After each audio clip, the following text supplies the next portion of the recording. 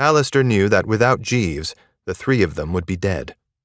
He also knew that if Neptune's proprietor Daphibian managed to regain control of his home's AI, AllSeer was dead.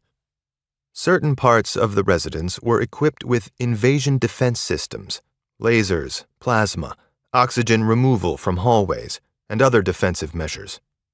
Right now, Jeeves controlled them, which allowed AllSeer to continue living. No one could assault him behind his barricade. He, his warriors, and the defensive systems would be too much for anyone they sent. If the systems failed, AllSeer would find himself in a very different situation. 5 hours had passed since he dispatched 10 Neptune guards, then barricaded his group within the proprietor's residence.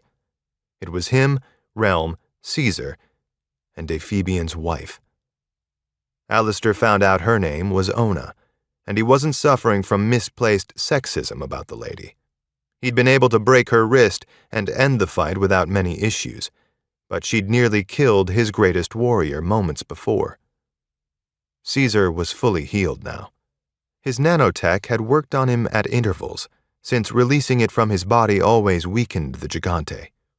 Caesar's wounds had been more serious than Realm's, and Realm was nearly patched up. The nanotech still covered a small part of his face, healing the frost burn he'd received when Prometheus had breached the atmosphere. Jeeves was under strict instructions to monitor Nero's body and report if anything happened to it. AllSeer had also made it clear to Phoebian that if something untoward were to occur and his body was violated, his wife was dead. AllSeer meant it, too, even though it would remove his leverage. Nero had given his life for this cause and to protect his brothers, and his body would get the respect due it. AllSeer understood his position was weak, though his leverage was great. This proprietor loved his family, and it reminded AllSeer of his love for Luna, who was the reason all this had started. Phoebian knew no person was greater than the planet. He would not hesitate to risk his wife's life, but he wasn't going to do it foolishly. The odds that she'd live would need to be in his favor. AllSeer had entered Ona's room a few moments ago, Obbs at his side. The hair on the Draith's spine had risen. She was dangerous, and the animal knew it. AllSeer had been in this place for hours, and he, Thoreau, and the rest of his council hadn't figured a way out of the situation they were in. AllSeer had said a lot of things to Phoebian when they'd spoken, but he'd yet to deliver on any of it. The proprietor was making plans. Just because he hadn't launched them yet, it didn't mean he wouldn't. AllSeer had allowed a single doctor to come in and set Ona's wrist. He'd thought she might refuse out of pride, but she'd been smart and let the doctor do his job.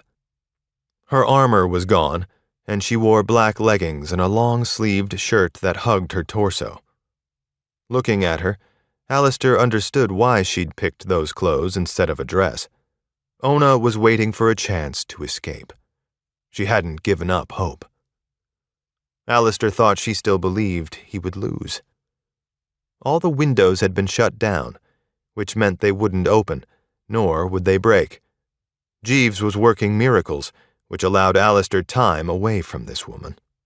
Otherwise, she probably would have dived headfirst out the window she now stood in front of, rather than be in captivity for another moment.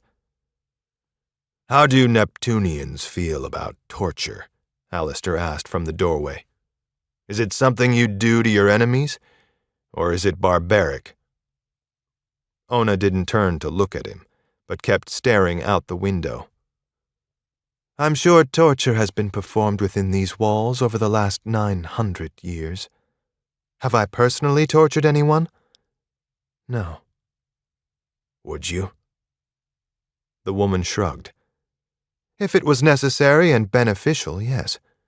It will be necessary in this case, but not beneficial. I don't care what you do to me, you'll get no information."